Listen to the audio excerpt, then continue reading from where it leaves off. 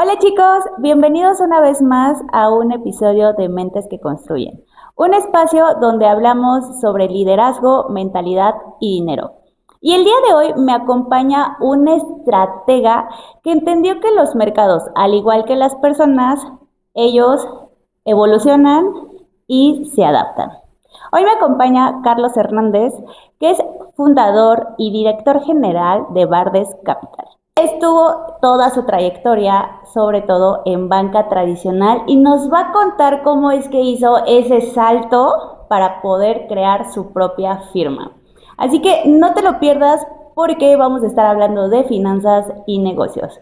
Bienvenido, Carlos, ¿cómo estás? Gracias, Karen. La verdad es que creo que previo a todo agradecerte por este espacio y la realidad es que creo que este tiempo siempre es muy valioso porque no solamente cuando uno aborda temas conceptuales, temas teóricos, sino también a lo mejor anécdotas te ayudan a construir historias e incluso también te ayudan a tomar decisiones en algunos contextos que podrían ser complicados. Entonces, pues esperemos sea valioso el tiempo para también los que nos escuchan y haciéndolo pues desde la manera más honesta de que sea de valor. Vamos a comenzar desde el principio.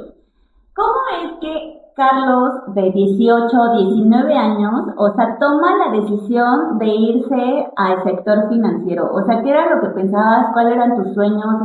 ¿Cómo es que llega Carlos al mundo financiero? Sí, yo creo que eso, al final de cuentas, es un proceso donde uno va empezando a encontrar cuál es a lo mejor lo que nos llena, lo que realmente dentro de nosotros es que una vez que lo hacemos nos sentimos plenos con todo esto. Entonces, inicialmente te diría que yo quería estudiar Derecho, era, pues vengo, mi papá es abogado, entonces también me llamaba mucho la atención todo el tema de la política pública. Okay. Sin embargo, uno va creciendo ya en la prepa, empecé a ver como ciertas historias y ciertas, a lo mejor películas te diría, que hacían mucha alusión hacia el mercado financiero. En particular creo que todo el mundo siempre estuvimos como casados o viendo la idea que nos atraía acerca de los corredores de bolsa.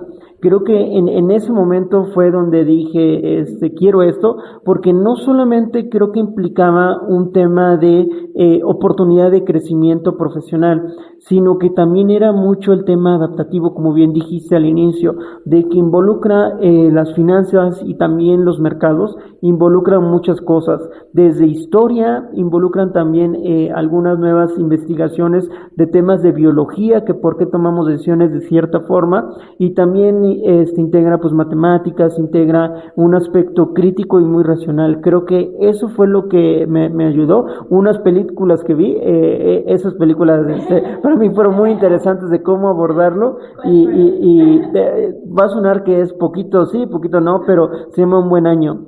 Okay. En donde al final era un cuate que se dedicó todo el tiempo a las finanzas y después de un tiempo decidió regresar como a una vida mucho más tranquila después de un suceso que le pasa en su vida, ¿no? Regresar como a sus tiempos donde era de calidad para él, ¿no?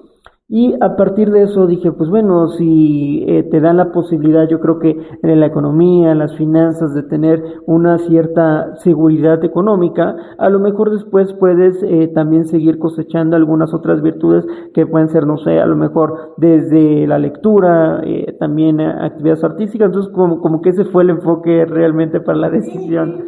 Sí. Y sé que te gusta mucho la lectura.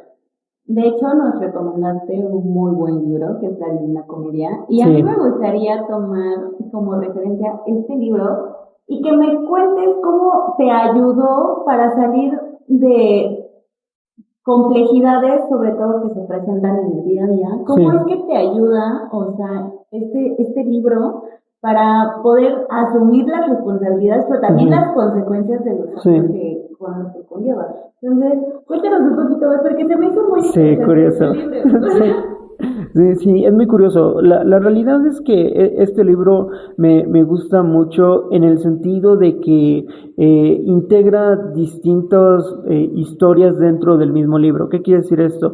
Que a lo mejor en su camino Dante, en cada uno de los círculos, empieza a mencionar acerca de que cierto filósofo está ahí por X cosa. Entonces a mí lo que me llama mucho la atención es cómo en ese tiempo ya existía una integración de distintos, pues sí, tanto cúmulos narrativos en donde mencionaban también astronomía, donde mencionaban también temas de biología, temas bíblicos, era en conjunto de todo esto.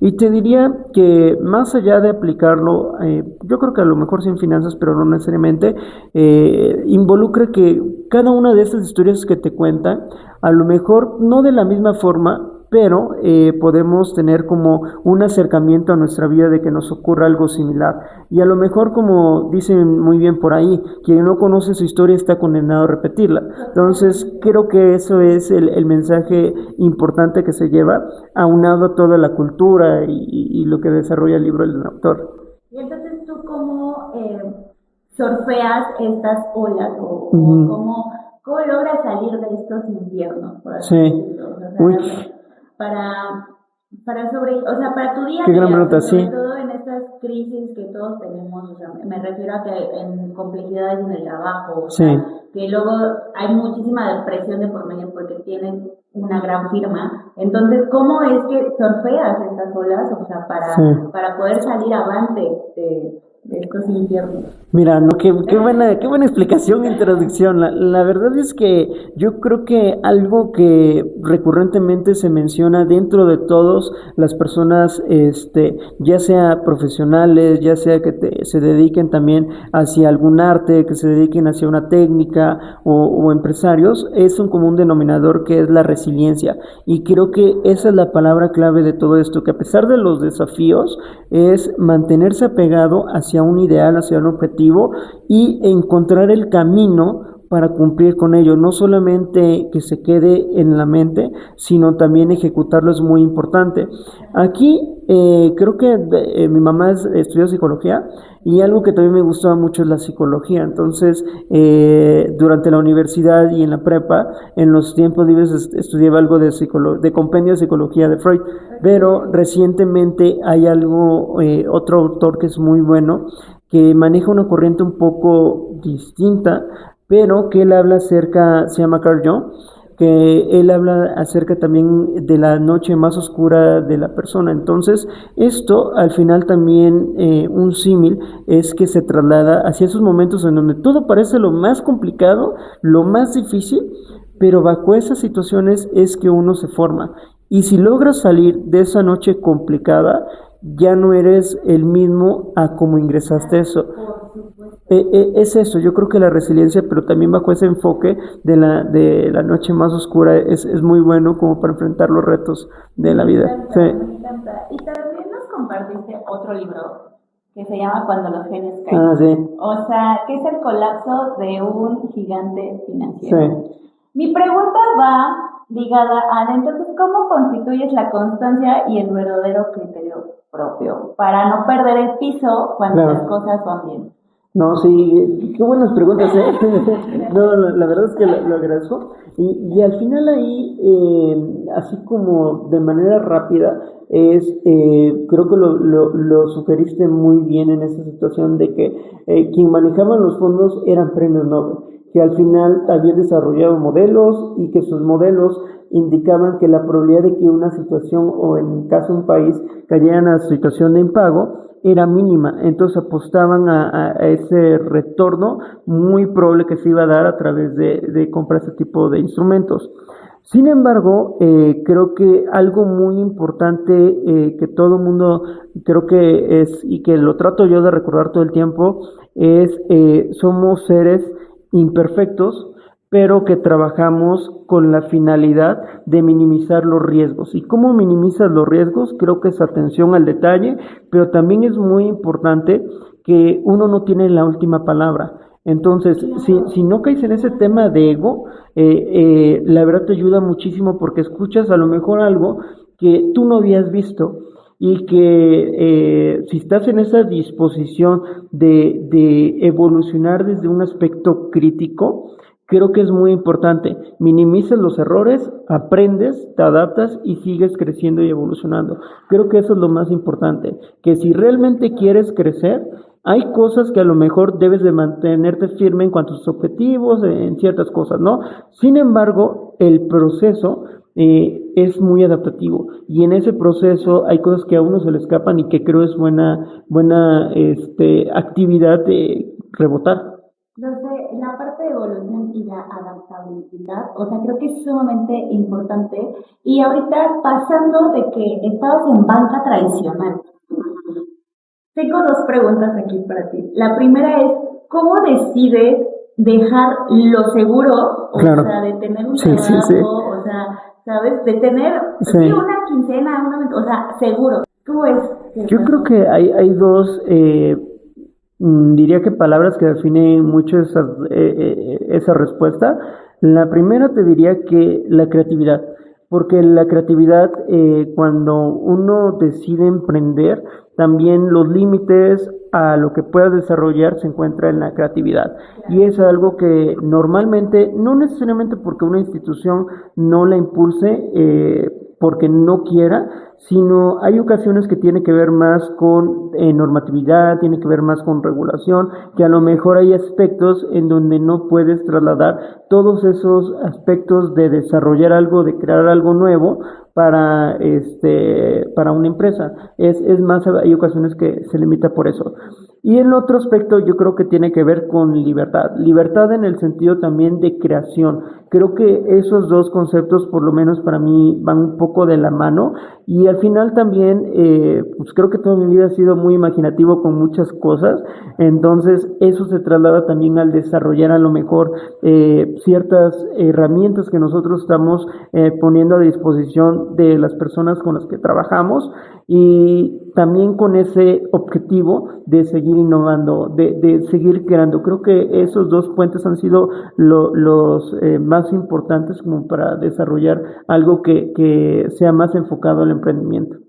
¿Y cómo ha sido entonces tu evolución como líder? O sea, Sí. ¿qué es lo que ha cambiado desde la banca tradicional, ahora que tienes tu propia firma? ¿Cómo es que ha sido tu proceso de evolución en cuanto al liderazgo? Sí, creo que ahí es una muy buena pregunta que incluso ahorita te diría que me está haciendo reflexionar en el sentido de que creo que la forma en que de una u otra manera organizado equipos se ha mantenido. ¿Qué quiere decir esto? Que al final yo creo que siempre he tratado de transmitir sentimiento como de transparencia, como de honestidad, hacia dónde vamos, lo que tenemos que hacer y cómo nos debemos de organizar. Yo creo que ahorita el cambio más importante que se da es qué tan grande puede ser un equipo para organizarlo. Yo creo que es eso. Previamente a lo mejor el enfoque era mucho más especializado de personas que sabían 100% el desarrollo de la actividad, ¿no? O sea, en el sentido conceptual, en el sentido de qué hay que hacer. Pero ahorita creo que cuando emprendes migras hacia otro punto, en donde el liderazgo no solamente tiene que ser con personas que saben de lo que estás hablando, sino también con personas que a lo mejor no tienen idea, pero debes de cumplir esa alineación hacia la afinidad que estás desarrollando. Contadores, abogados, también un tema de marketing, de conjuntar estas distintas disciplinas con un ideal que es los objetivos de la empresa y a partir de ahí que todo el mundo se sienta partícipe de, pero entendiendo que no todos tenemos el mismo background de lo que estamos haciendo. Y algo también muy importante es que me he tenido que meter también a investigar cosas que yo no sabía, o sea, desde temas normativos, desde temas de marketing, bases de datos más enfocadas como a un de internet y cosas de eso, ¿no? Entonces, incluso te diría que informática y todo eso con la finalidad de que cuando estés trabajando con un equipo, pues sepan más o menos lo que se tiene que hacer para que sea eficiente y para que todos confluya una mejor comunicación.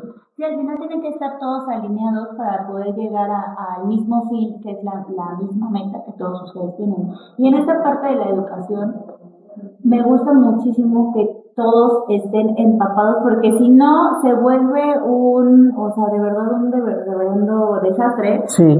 porque todos tienen como una idea de lo que puede ser, pero no tienen esta conciencia de decir, es esto. Sí. O sea, y creo que el entendimiento te favorece muchísimo y te ahorra muchísimo tiempo. Sí. Y entonces, vámonos ya directo a los mercados.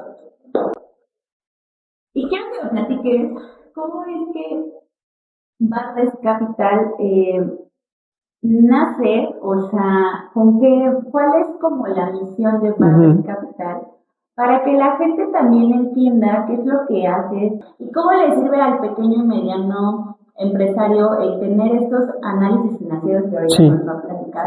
O sea, ¿de qué le sirve? Porque todavía hay muchísima duda de cómo te pueden ayudar estos análisis financieros a tu empresa. Porque si los puedes ver, pero dices, ¿para qué me sirven? No los entiendo. O sea, ahora sí que cuéntanos qué hace Barres. No, eso es una pregunta excelente. Yo creo que algo con lo que ha tenido un desafío importante en muchos países, y México no es exento de esto, tiene que ver con la falta del acercamiento a la educación financiera. Entonces, lo que nosotros hacemos son dos cosas. Primero, damos también módulos y damos pláticas de educación financiera para que empiecen a acercarse ellos a comprender en temas económicos, en temas financieros, temas de ahorro, instrumentos de inversión, y que empiecen también a desarrollar su propio criterio a la hora de tomar decisiones, que eso es muy importante. Y el segundo punto, los reportes que nosotros hacemos están enfocados, algo con lo que yo me di cuenta previo a decirles qué son los reportes financieros, es mucho de lo que se saca del aspecto institucional tiene una calidad increíble, sí, pero a veces esa calidad increíble no hace que la persona de a pie, que el empresario de a pie o que las personas logren entender lo que están diciendo. Y eso, por ejemplo, lo ponemos un ejemplo que a veces vemos dentro de los reportes. Y es que nosotros, de acuerdo al método de evaluación X, con una WACC de X, salió tal cosa.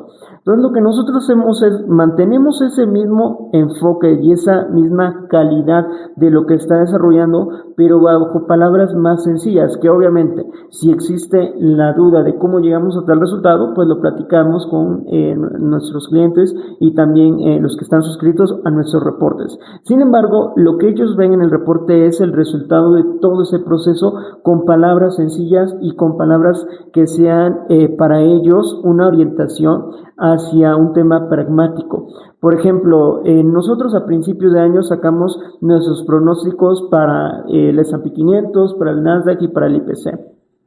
Entonces, hace como 2 semanas, 3 semanas, previo a esta corrección que vimos a la baja en los mercados financieros, lo que nosotros sugeríamos dentro de nuestros reportes es, nuestros modelos dicen que ya estaban ahí, o sea, ya habían alcanzado el nivel objetivo, y que cualquier cambio en la narrativa de la confianza de los inversionistas podría generar movimientos de cobertura, que al final es toma de utilidades. Vamos a ver correcciones, vamos a ver bajas. Entonces, nosotros lo que hacemos en los reportes es compartirles lo que creemos de los mercados financieros, lo que creemos de los sectores, de las industrias y de la economía en México. También algo que habíamos mencionado dentro de nuestro reporte a principios de año es que la primera mitad del año para la economía en nacional iba a ser complicada, porque ya habíamos viendo dos cosas muy importantes. La primera, la inversión fija bruta en contracción de más de 12 meses, 18 meses en contracción en términos anuales. Y la segunda, que era lo que había mantenido las dinámicas de crecimiento en México, era el consumo. Sin embargo, cuando uno empezó a revisar ya como componentes de la confianza, ya están mostrando cierto deterioro. Entonces, aunado a este efecto, digamos, también de renovación del TEMEC, todo esto, había muchos desafíos para la primera mitad del año y los datos económicos vinieron a confirmar eso. Entonces, en nuestros reportes no solamente mencionábamos esto, sino también a lo mejor qué podría estar haciendo un empresario. Si viendo que la primera mitad del año iba a ser complicada, a lo mejor prepararse bajo situaciones incluso de inflación, prepararse hacia las ventas que no podrían ser necesariamente las más óptimas, con miras a que la segunda mitad del año creemos que va a ser mucho más favorable.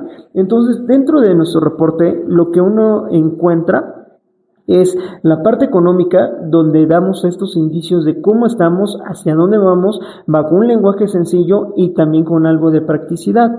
El otro, la parte de tipo de cambio, por ejemplo, para aquellos empresarios que a lo mejor compran dólares y anticipándose, pues también aplicamos modelos econométricos para decirles por aquí puede estar, pero también ponemos el otro factor cualitativo, donde a lo mejor la experiencia de que nos dice, el modelo te dice esto, como lo que pasó con ellos, lo del libro, y darles también ese feeling cuantitativo como cualitativo. Les damos seguimiento de los mercados financieros, en particularmente acciones y las industrias donde nosotros vemos que el valor pues todavía perdura en estos meses o hacia adelante. Digamos que ese es el enfoque, y en cápsulas financieras pues estamos abordando desde temas de ahorro, temas de inversión, primeros pasos en bolsa, también pláticas trimestrales con clientes de mercados o mensuales, donde hablamos acerca de la evolución de los mercados, y también algunas otras de educación financiera.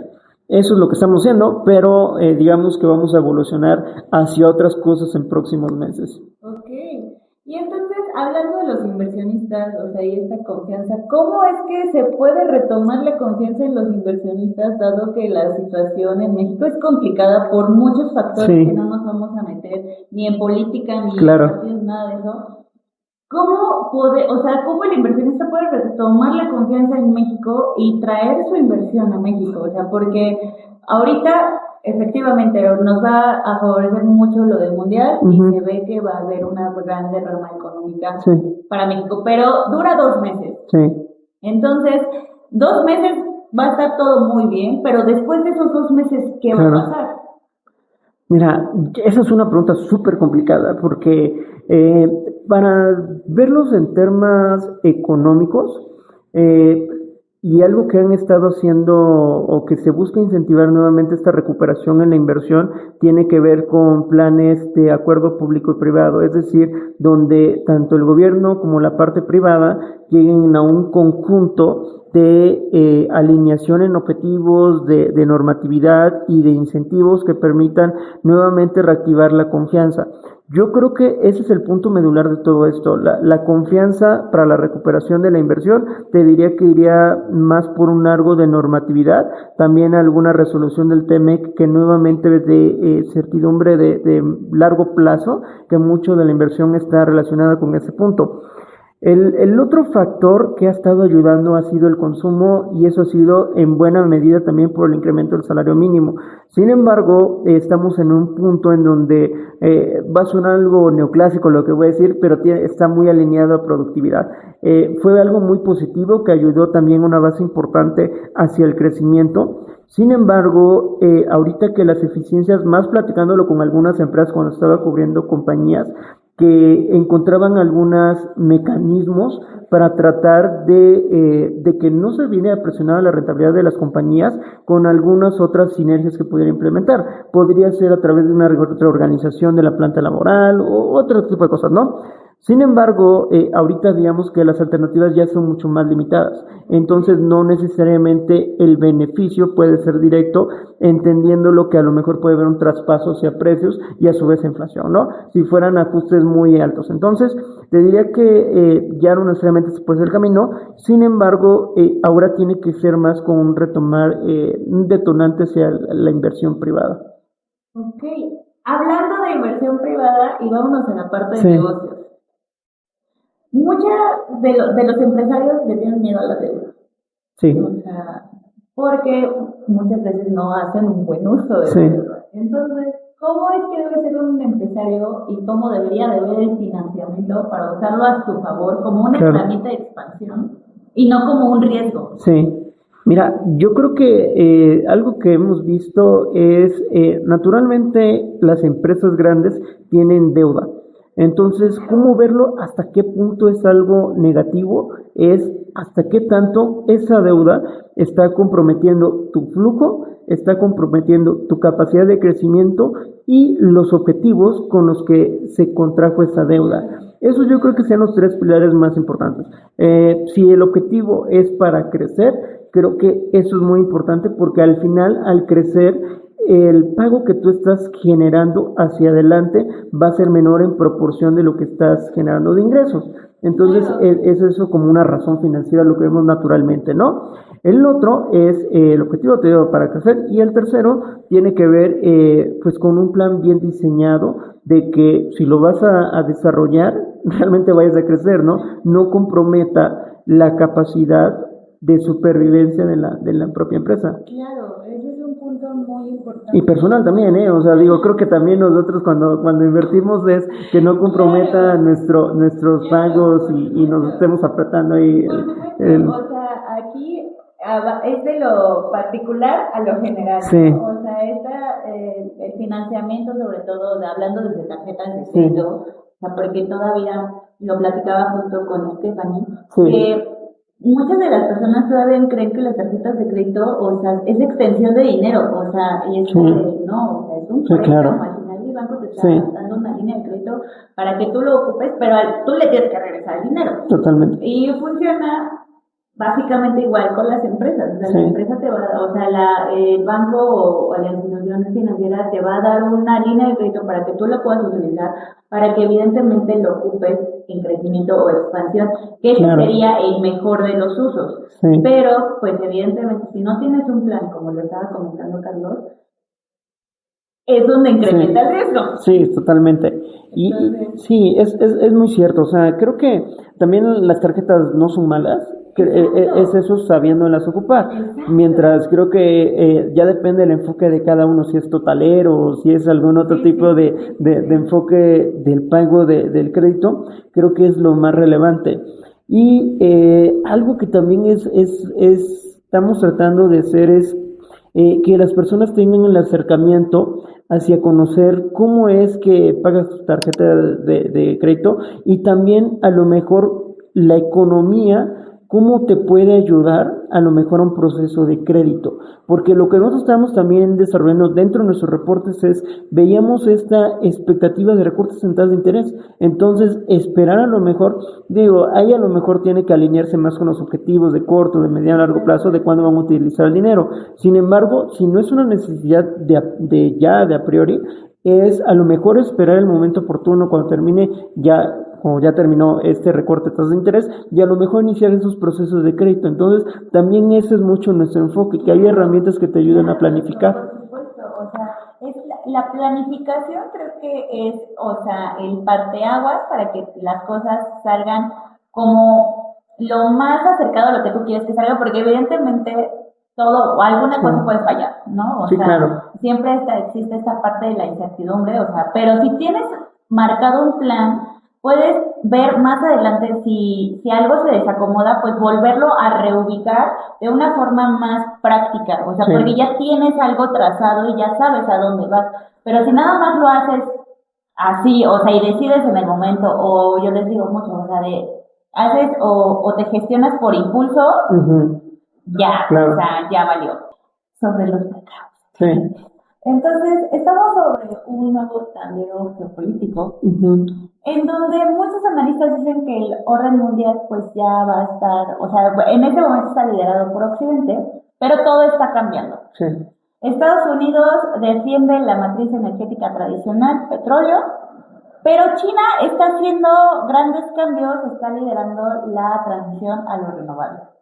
Entonces, ¿crees que potencias intermedias como Alemania, India o Brasil lograrán establecerse como un polo de poder propio o hacia dónde se inclina la balanza?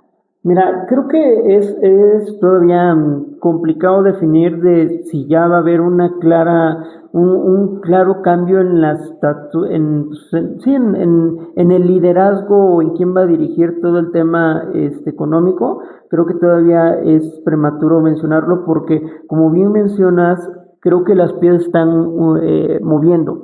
Y como los gobiernos también están viendo que hay una tendencia así, pero todavía no está nada decretado. Entonces, bajo ese contexto, creo que es que han estado realizando nuevas iniciativas, que también los conflictos geopolíticos se han acentuado para tratar de evitar a lo mejor esa tendencia que se venía visualizando durante años pasados. Ahora, en la parte de Estados Unidos, creo que con nuevo direccionamiento de la política pública, donde claramente ha sido más favorecer hacia producción energética pues, tradicional, porque muchos de los proyectos que estaban enfocados, por ejemplo, a energías renovables empezaron a parar y los beneficios también fiscales empezaron a disminuir. Entonces, sí ha habido un cambio de esto. Y a diferencia de China, donde mucho del enfoque también ha estado hacia el desarrollo particularmente automotriz, con tantas compañías que han estado impulsando energías pues más benéficas con el medio ambiente o menos dañinas. Entonces, te diría que sí hay espacio, pero no creo que todo ya esté completamente decretado que va a ser así. Sin embargo, lo que sí está pasando es que por lo menos estamos viendo que el crecimiento ha estado en buena medida también, pues si bien no concentrado, ha destacado mucho en países emergentes. Tal es el caso, obviamente, de China, también Corea ha estado resaltando muchísimo por todas las compañías que son de semiconductores. En la parte de Brasil también se esperan crecimientos, se diría que más o menos favorables. Entonces te diría que emergentes resalta con esta expectativa de crecimiento, pero no necesariamente te diría que a lo mejor ya van a marcar la pauta del liderazgo global.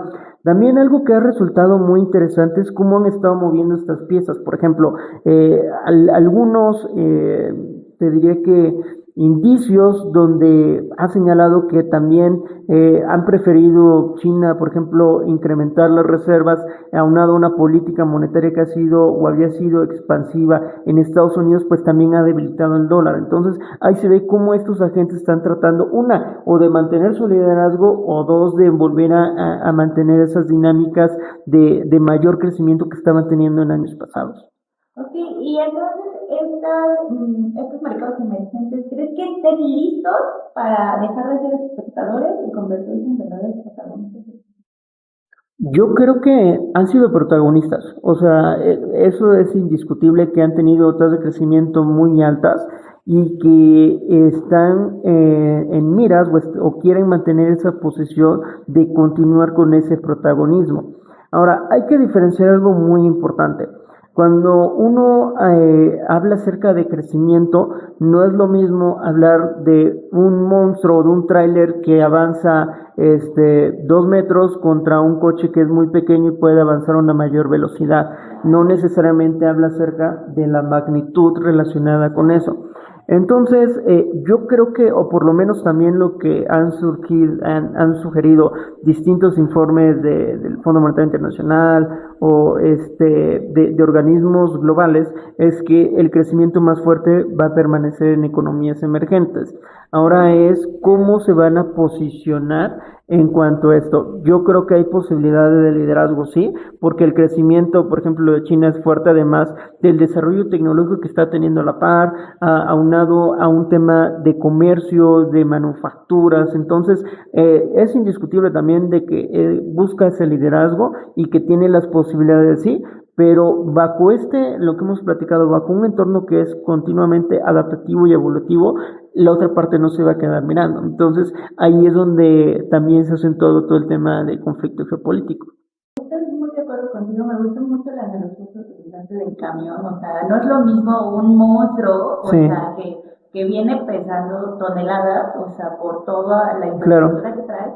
Ah, claro, un carrito que sí, podrían ser los mercados emergentes, claro, pueden avanzar muchísimo sí, más y crecer muchísimo más, pero justo, o sea, no tienen la infraestructura como ya la tiene el mundo de Estados Unidos, o sea, entonces sí creo que efectivamente tienen mucho que crecer, o sea, pero que todavía no sé si podría decir que estén preparados, o sea, creo que todavía tienen grandes desafíos por cruzar, o sea, para poder tener ya una participación mayor en el mercado.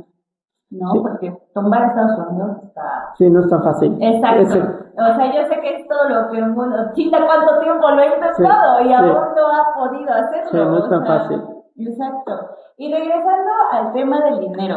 ¿Cómo ha sido tu relación con el dinero? Porque muchas personitas allá afuera tienen curiosidad de cómo nos organizamos. Sí. O sea, porque justo yo lo mencionaba y lo sigo sosteniendo, creen que somos un robot. O sea, que todo nos es muy fácil, o sea, que no sucumbimos ante impulsos. Sí, claro. Por todas las herramientas que tenemos. Sí. Entonces, ¿cómo le hace Carlos, o sea, para administrarse, para llevar sus finanzas personales? ¿Y qué relación tienes con el dinero?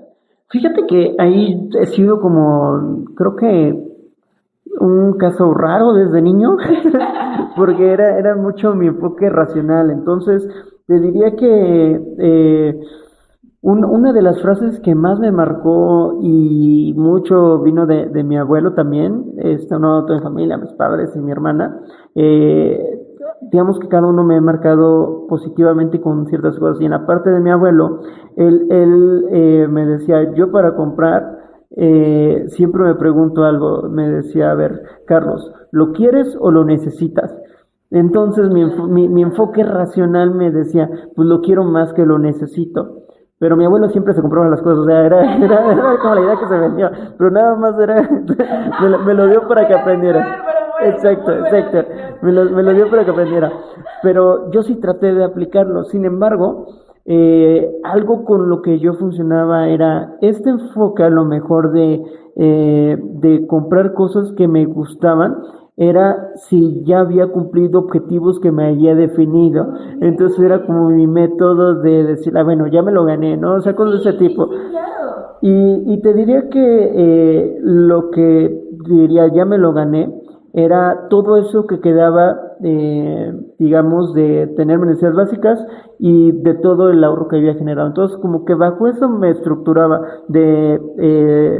por así decirlo, el ingreso corriente era lo que satisfacía las necesidades básicas, diría lo de Maslow, y ya el ingreso extra era con lo que yo canalizaba hacia mis gustos, ¿no? Por así decirlo, era mi método de organización, no digo que sea el mejor, pero... No, está perfecto, o sea, es que es lo que yo siempre he defendido, o sea, no es que ya nunca más puedas comprarte algo que quieras, o sea, cubre todas tus, o sea, tus no negociables, recargas, o sea, todo lo que es tarjetas de crédito, colegiaturas, o sea, cubre toda esa parte y después ocúpalo en algo que desees, o sea, porque es válido, al final también somos personas que nos gustan cosas, queremos cosas, pero no te quites la paz, no hagas cosas que te rompan la paz, porque si no, ahí ya tronaste, todo se convierte en un caos, y luego para salir de ese caos quieres cubrirlo con otro, y entonces te va haciendo una bola de nieve bastante grande.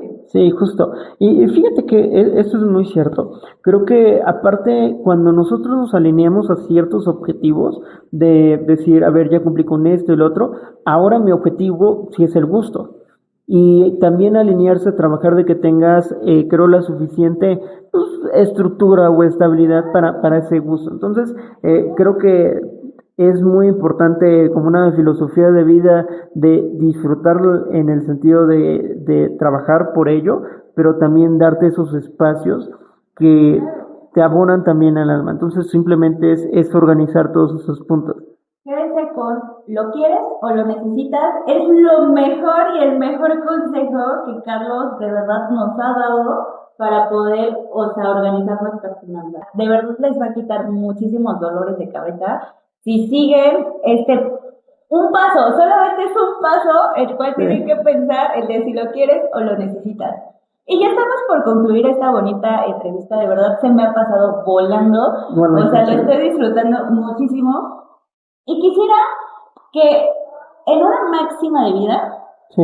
¿Nos resumieras todo lo que ha sido tu trayectoria? Mira, yo creo que han sido tres cosas. Primero, los sueños.